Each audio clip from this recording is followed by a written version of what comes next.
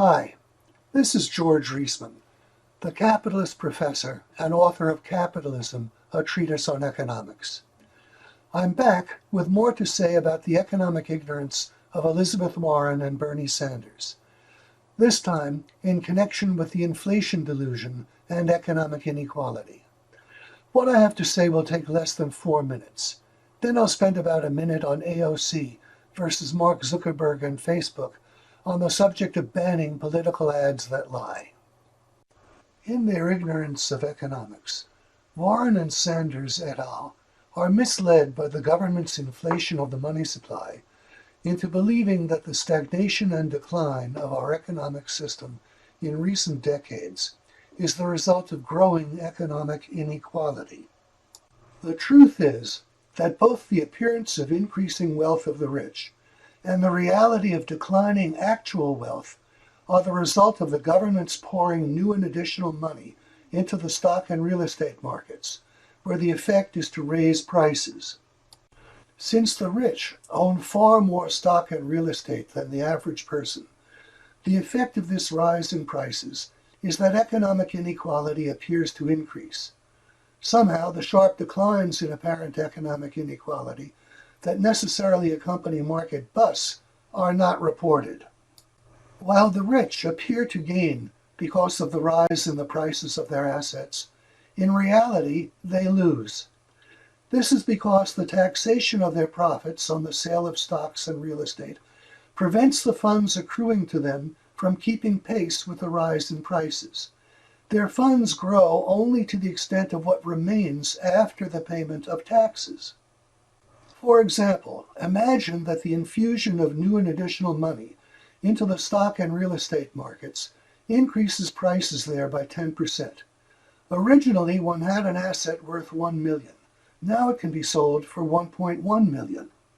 But if the capital gains tax is 25%, the seller ends up with only $1.075 million, a 7.5% gain, while the prices of the assets available for him to purchase have increased by 10% on average.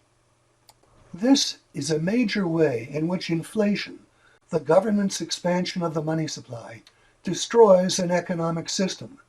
It creates the appearance of business prosperity, along with the fact of general impoverishment, which results in blaming poverty on business and profits.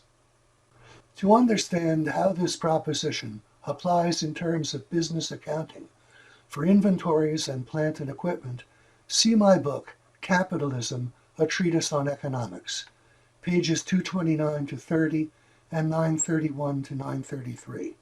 My book is available on Amazon.com.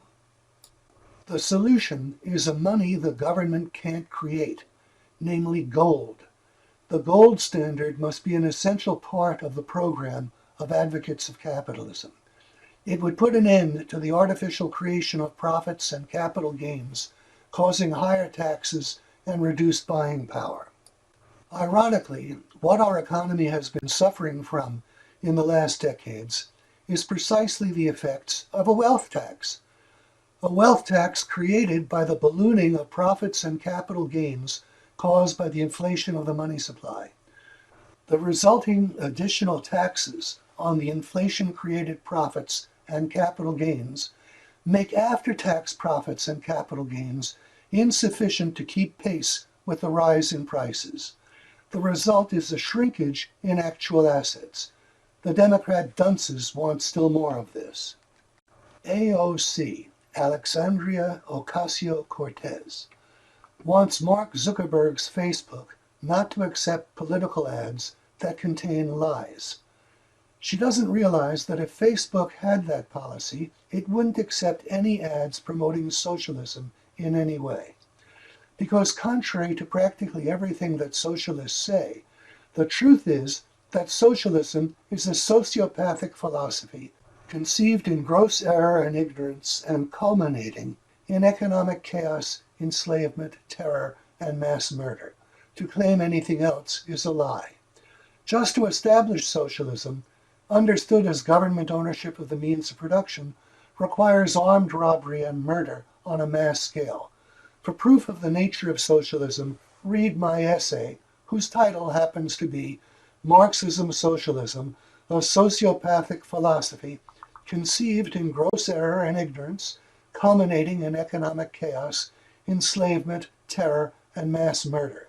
It's available for 99 cents on Amazon.com.